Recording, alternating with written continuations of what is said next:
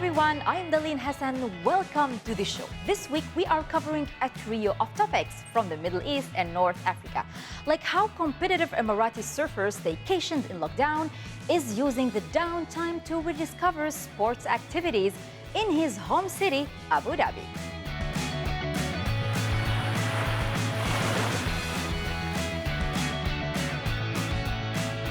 We've also pulled some strings to bring you a story about the return of puppetry's popularity in Egypt. But first, Rebecca McLaughlin-Easton looks into the business of books at the Sharjah International Book Fair during a time of unprecedented reading and also writing for certain celebrities like Palestinian-American real estate mogul Mohamed Hadid. The global pandemic has triggered a boom in reading, according to the International Publishers Association. Book events are turning over a new leaf too this year, as in Sharjah, which split its popular annual literary showcase into virtual and in-person events. The book fair, featuring local and international authors, plus more than 80,000 titles, was held in early November. Your Excellency, talk to me about the meaning behind this year's slogan, "The world reads from Sharjah." It means there is no border between us and the world. 73 countries around the world, they put their trust in Sharjah and the United Arab Emirates to show the world there's a hope for an exhibition going on. Emirati academic and writer Dr. Al-Kilani, who explores cultural issues through novels, children's books and TV scripts, says her students are writing more than ever in lockdown. Dr. Rehab, how likely are we to see a new generation of Emirati authors emerge from this pandemic? The crisis helped many. It gave us really good time to read, to write, to research. As a published author yourself, what would be your best advice for aspiring writers? To read 100 books before write one, and to read a real book, not the social media. Recipe books have been much explored during the global pandemic, and creating a buzz on social media is Craving Palestine, featuring more than 100 dishes by famous Palestinians. Reality TV star and real estate mogul Mohamed Hadid, who is the father of famous models Bella, Gigi and Anwar Hadid, leapt at the chance to contribute to the charitable initiative. His favourite dish is kibbeh, made up of bulgur wheat, pine nuts, beef mince and spices. Mohamed, thanks so much for joining me from California today. Speaking of kibbeh, you're convinced that it was perfected in your hometown, but there's a lot of competition in the region. I'm sure everybody is watching, especially in Palestine. They know already that us Nazarethans have the best kibbeh. Mohamed, you are one of 8 children. I'd like to know if your passion for cooking came from the matriarchs of your family. What I loved about our culture is my mom is one of these women who, her food, her kitchen is where she glued the whole family together. That's where everything happened. To ensure that some of your children stay close to their culinary and cultural roots in lockdown, rumour has it that you've been sending them stuffed vine leaves from California to New York, and that's where Bella, Gigi and Anwar currently are. How does that work in practice? I ice them, put them in a fridge, and then in the morning, pack them, ship it to New York, and they have the same. We can sit down, eat and talk and laugh about it. Lockdown, however, Mohamed concedes, is good for one thing: isolating after big Palestinian meals laden with one particular ingredient. Garlic has to be a lot of garlic in the area. After that, you can't really go social. In 2018, puppetry in Egypt was inscribed on the list of UNESCO's intangible cultural heritage that needs urgent safeguarding. Some enthusiasts are reanimating famous Arab divas with puppets, giving a new voice to the ancient art form. Rosalie Sampson has this story. The curtain rises, violins crescendo, and a voice recognizable to all across the Arab world rings out. Legendary Egyptian star Kulthum has returned to the stage like you've never seen her before. To honour the late singer, who died 45 years ago on the first Thursday of every month, an audience of around 500 people come to the El Sawi Cultural Wheel Theatre in West Cairo to watch a marionette concert where the lead puppet is a woman dubbed Egypt's fourth pyramid.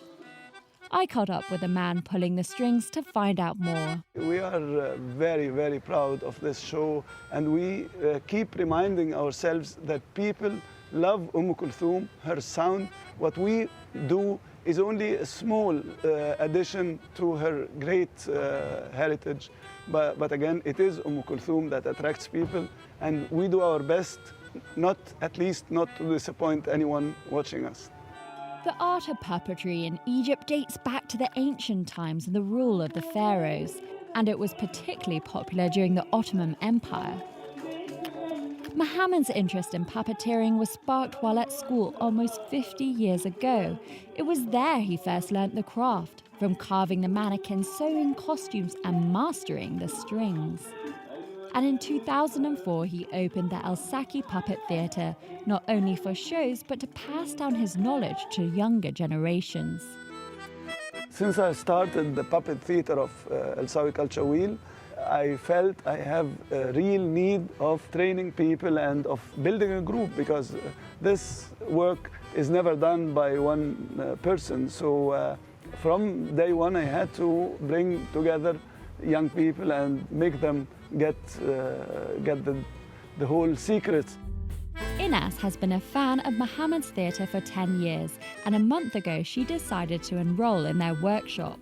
Really, it's amazing if you can hear the sounds of the music and see everything here. It's really amazing. If you saw the puppet, you start to do it from the beginning, from zero to the next step and step by step. And suddenly you found your puppet between your hands and got on the stage. Sound, audience, it's really amazing. The theatre company not only performs tribute concerts to Arab artists, it also writes and directs plays centred on educational entertainment that tour across Egypt and Europe, all in the hope of stringing out an ancient art form for hundreds of years to come.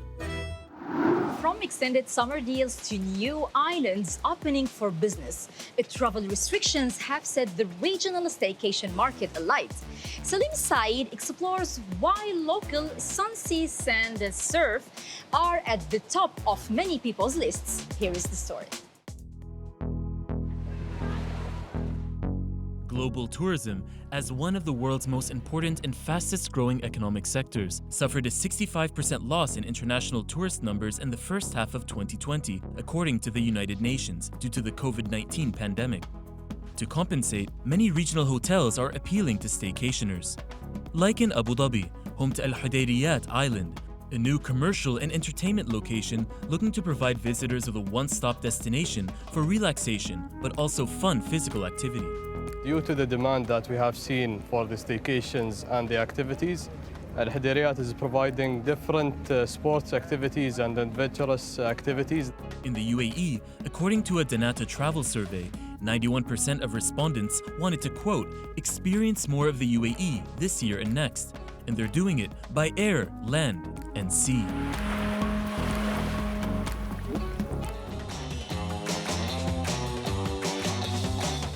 Given the UAE's coastal location, many residents are taking advantage of the great outdoors, especially at sea, where it's easy to respect social distancing guidelines. Abu Dhabi's Al Fursan International Sports Resort, known for its Olympic standard equestrian facilities, motorsports, and water activities, is where I did some wakeboarding with surfing enthusiast Mohamed Rahma, which looked easy to do at first, until I tried it myself. Dubbed the first Emirati surfer to compete internationally, the 33-year-old is using the current travel restrictions to perfect his moves at home.